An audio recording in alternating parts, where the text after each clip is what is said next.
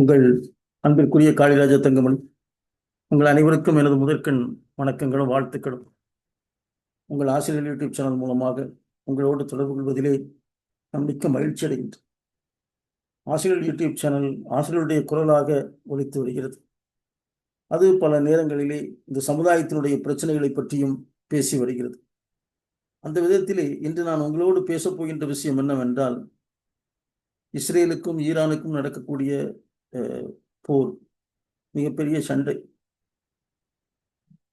மனிதர்கள் பல மதங்களாக பிரிந்திருந்தாலும் ஒற்றுமையாக வாழ வேண்டும் என்பதற்காகத்தான் மகாத்மா காந்தி அவர்கள் இந்தியாவை அனைத்து மக்களுக்கும் உரிய ஒரு நாடாக அவர் உருவாக்கினார்.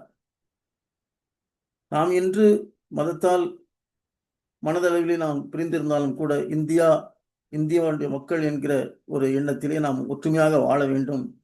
அப்போதுதான் இந்த சமூகத்திலே ஒரு அமைதி இருக்கும், அங்கே நிம்மதி இருக்கும், ஒவ்வொருவருடைய வீட்டிலும் இந்த சமூகமும் மகிழ்ச்சியாக இருக்கும் என்பதற்காகத்தான் நமது விடுதலை போராட்ட வீரர்களும் மகாத்மா காந்தி அவர்களும் நமக்கு இந்த மாதிரியான ஒரு ஒரு சமூகத்தை, ஒரு நாட்டை நமக்கு உருவாக்கி தந்தார்கள்.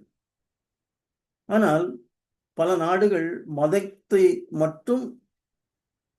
மதத்தை ஒரு மூலாதாரமாக கொண்டு அவர்கள் செயல்படுகிறார்கள். இவர்கள் இஸ்லாமிய நாடு, இவர்கள் கிறிஸ்தவ நாடு, இவர்கள் இந்து நாடு என்பது போன்று.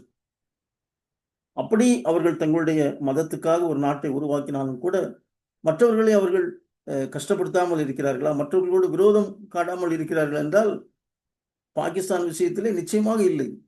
அவர்கள் நமது ஜம்மு காஷ்மீரை கண்டிப்பாக அவர்கள் பிடித்துவிட வேண்டும், அங்கே அவர்களோடு சேர்த்து கொள்ள வேண்டும் என்பதற்காக பலவிதமான சூழ்ச்சிகளையும் அவர்கள் செயல்களையும் செய்து அங்கே ஒரு மிகப்பெரிய ஒரு அமைதி இல்லாத ஒரு சூழ்நிலையை அவர்கள் உருவாக்கிறார்கள். பாகிஸ்தான் என்பது ஒரு சின்ன நாடு இல்லை, அது ஒரு பெரிய நாடு. அது பெரிய ஒரு மிலிட்ரி அங்கே இருக்கிறார்கள். இந்த மிலிட்ரி தான் இங்கே எல்லாம் இதை செய்கிறார்கள். அதனால நமது இந்தியாவிற்கு தொடர்ந்து மன அழுத்தமும், இங்கே அமைதி இல்லாத ஒரு சூழ்நிலையும், நிறைய இவர்கள் கொலை செய்யக்கூடிய சூழ்நிலை எல்லாம் இருக்கிறது என்றால் அதற்கு அந்த பாகிஸ்தானுடைய ஆர்மி, அவங்களுடைய ஒரு மனநிலை, அவர்களுடைய கொள்கை, எப்படியாவது இந்த ஜம்மு காஷ்மீரை நாம் பிடித்து விட வேண்டும் என்பதற்காக அவர்கள் அங்கே இருக்கிற மக்களும் இந்தியாவிலே சொல்ல போனால் அங்கே ஒரு 25 கோடி மக்கள் முஸ்லிம் மக்கள், இஸ்லாமிய மக்கள் வாழ்கிறார்கள். ஜம்மு காஷ்மீரிலே ஒரு பகுதியிலே அவர்கள் அதிகமாக ஒரு மெஜாரிட்டியாக இருக்கிறார்கள். இந்த 25 கோடி இஸ்லாமியர்களோடு பாசத்தோடும் அன்போடும் அவர்கள் இருந்தால் எவ்வளவு பெரிய அவர்களுக்கு முன்னேற்றம் கிடைக்கும், எவ்வளவு பெரிய வாய்ப்பு வசதிகள் எல்லாம் கிடைக்கும் என்பதை அவர்கள் உணரவில்லை. இந்தியா மீது அவர்கள் விரோதம் காட்டும் போது அவர்கள் மொத்தமாக இந்த அனைத்து இஸ்லாமியர்களுடைய அன்பையும் ஆதரவையும் அவர்கள் இழக்க நேரிடுகிறது. அதை கூட அவர்களுக்கு தெரியவில்லை. பாகிஸ்தானிலே ஒரு பஞ்சாப் இருக்கிறது, அதே போல இந்தியாவிலும் ஒரு பஞ்சாப் இருக்கிறது. பிரிந்து போன அந்த ஒரு காலகட்டத்திலே அவர்கள் பிரிந்து இருக்கிறார்கள். அதே போல காஷ்மீரும் ஒரு விதத்திலே அவர்கள் விரும்பியோ விரும்பாமலோ அந்த காலத்திலே அங்கே பாகிஸ்தானியர்கள் ஒரு பகுதியை ஆக்கிரமித்து அவர்கள் வைத்திருந்தாலும் கூட நிம்மதியாக இருக்கலாமே. அவர்கள் அந்த பகுதியிலே அவர்கள் நல்லா ஆட்சி பண்ணட்டும். இங்கே இந்தியாவுடைய காஷ்மீர் பகுதியில் இந்தியர்கள் நல்ல முறையிலே ஆட்சி செய்ய வேண்டும், அதுதானே மக்கள் அமைதியாக இருக்க வேண்டும் என்பதுதானே.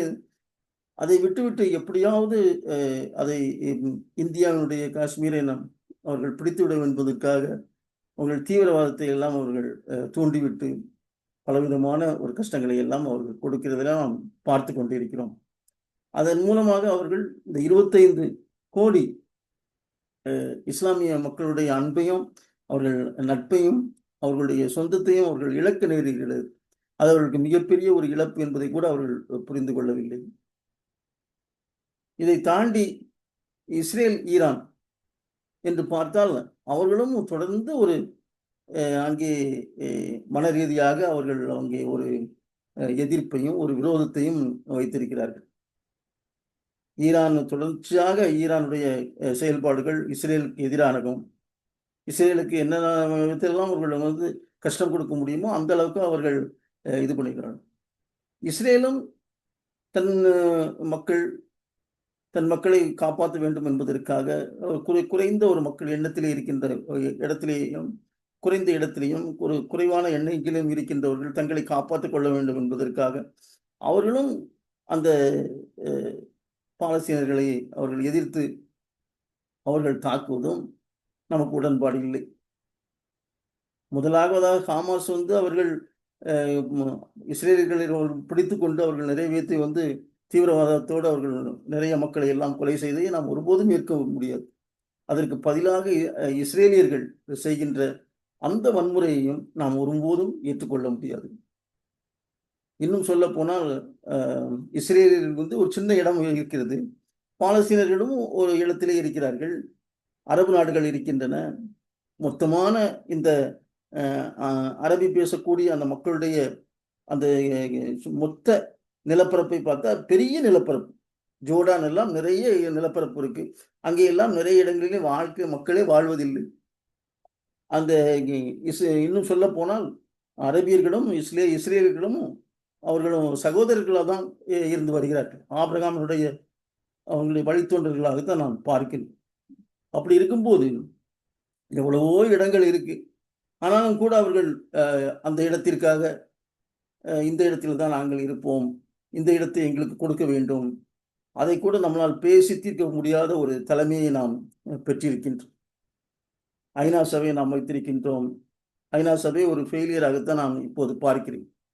அவர்களது இந்த மிகப்பெரிய ஒரு தாக்குதல் அங்கே நடக்கிறது. இன்னும் சொல்ல போனால் ரஷ்யா உக்ரைன் சண்டையிலேயே ஐநா சபை தோல்வியடைந்ததாக தான் நாம் பார்க்கிறோம். எத்தனை மக்கள் நிம்மதி இல்லாமல் தன் வீடுகளை விட்டு வாழ்நாள் முழுவதும் சம்பாதித்து ஒரு வீடை கட்டினால் அங்கே இருந்து கூட நிம்மதியாக வாழ முடியாமல் எத்தனை மக்கள் வீடுகளை விட்டு எத்தனை மக்கள் கொல்லப்படுகிறார்கள் தொடர்ந்து. இதையெல்லாம் பார்க்கும்போது மனித இனம், இந்த மனிதர்கள் வந்து தங்களை சரியாக நிர்வாகம் பண்ண முடியாத ஒரு தலைமைகளை இந்த சமூகத்திலே அவர்கள் உருவாக்குவதாகத்தான் நான் பார்க்கிறேன். ஐநா சபை வந்து மிகப்பெரிய ஒரு தோல்வியான சபையாகத்தான் நான் பார்க்கிறேன். இந்த நாட்டிலே இந்த சமூகத்திலே இந்த மனித சமூகம் வந்து அமைதியாக இருக்க முடியவில்லை என்றால் அதற்கு சரியான தலைவர்கள் இல்லை. இந்த மக்களை வழிநடத்தக்கூடிய சரியான ஒரு தலைமை இல்லை. முதலிலே ஒவ்வொரு சமூகத்திலும் அமைதி இருக்க வேண்டும், நிம்மதி இருக்க வேண்டும். அதற்கு பிறகுதான் வளர்ச்சி என்பதை நாம் யோசிக்க வேண்டும். ஆனால் இங்கே நாம் மற்றவர்களை பற்றி ஒரு குரோதமான எண்ணங்களை வளர்த்து கொண்டு இது மத ரீதியாக இருக்கலாம், அல்லது ஒரு இங்கே தமிழ்நாட்டிலே பார்த்தீங்கன்னா அவர்கள் வந்து மொழி ரீதியாக அவர்களெல்லாம் எடுத்து விதவிதமான ஒரு விரோத எண்ணங்களை எல்லாம் நாம் குறைத்து இந்த மனித சமூகத்தும் அமைதியாக இருக்க வேண்டும். அதற்காக நாம் என்ன செய்ய வேண்டும்? காந்திய வழியிலே நாம் சென்றால் மிக நல்லது. தமிழகத்தை பார்த்தால் காந்தி வழியிலே சென்று தான் நமக்கு சுதந்திரமே கிடைத்தது. அதற்கு முன்னால் நமது மக்கள் எல்லாம் உரிமைகளே இல்லாமல் இருந்தார். இன்னைக்கு உரிமை பெற்ற உடனே இவர்கள் ஆட்சிக்கு வந்த பிறகு சாராயத்தை குடி, கள்ளக்குடி என்று சொல்லி நமது மக்கள் எல்லாம் சாராய ஆலைகளை எல்லாம் உண்டாக்கி மக்களை எல்லாம் தவறான வழியிலே இவர்கள் கொண்டு சென்று விட்டார்கள். அதெல்லாம் நினைக்கும் போது மிக்க வருத்தமாக இருக்கு. ஏனென்றால் இந்த தலைமை சரியில்லை. இங்கே சரியான தலைவர்களை நாம் உருவாக்க தவறிவிட்டோம். தமிழ்நாடு மாநிலத்தில் மட்டும் இல்லாமல் நிறைய இந்தியா முழுவதும் உலகம் முழுவதும் நாம் சரியான தலைமையை உருவாக்கவில்லை என்பதாகத்தான் நான் பார்க்கிறேன். இல்லாவிட்டால் இந்த மாதிரியான ஒரு மோதல்கள், இந்த மாதிரியான ஒரு சண்டைகள், இந்த மாதிரியான ஒரு போராட்டங்கள்லாம் வந்து நமது மக்கள் அமைதி இல்லாமல் எவ்வளவு கஷ்டப்படுகிறார்கள். இன்னைக்கு இஸ்ரேல் ஈரானை தாக்கினால் எத்தனை மக்கள் அங்கே படிக்க சென்றவர்கள் எல்லாம் இந்தியாவுக்கு திரும்ப வருகிறார்கள். அதெல்லாம் நினைக்கும் போது மனதுக்கு மிகவும் வருத்தமாக இருக்கிறது. அதனால் நாம் அனைவரும் மனித சமூகத்தினுடைய குழந்தைகள், இந்த சமூகம் அமைதியாக வாழ வேண்டும். இந்த சமூகம் மற்ற உயிரினங்களுக்கும் பாதுகாக்கக்கூடிய ஒரு பொறுப்பை பெற்ற ஒரு சமூகம். கடவுள் அப்படித்தான் நம்மளை எல்லாம் உருவாக்கி இருக்கிறார் என்பதாக எண்ணி நினைத்து, அது போல நமக்கு பெரிய பெரிய மகான்கள் எல்லாம் இந்த சமூகத்திலே பிறந்திருக்கிறார்கள். புத்தர் பிறந்திருக்கிறார், மகாவீரர் பிறந்திருக்கிறார். மகாவீரர் எல்லாம் ஒரு சின்ன உயிரை கூட கொல்லக்கூடாது என்பதற்காக வாழ்ந்தவர்கள்.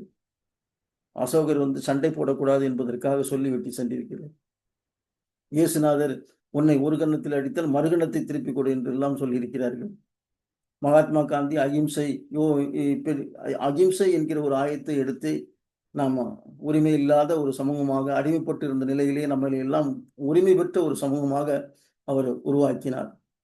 அப்படி நமக்கு எண்ணற்ற தலைவர்களும் பெருமக்களும் இந்த சமூகத்தை வழிநடத்தி இருக்கிறார்கள். அதை பார்த்து நாமும் இங்கே வன்முறை இல்லாத அமைதியான ஒரு நல்ல சமூகத்தை, இந்த நல்ல உலகத்தை உருவாக்க வேண்டும். அதற்காக நல்ல தலைவர்களை நாம் உருவாக்க வேண்டும், தேர்ந்தெடுக்க வேண்டும் என்று வேண்டி விடைபெறுகிறேன். நன்றி, வணக்கம்.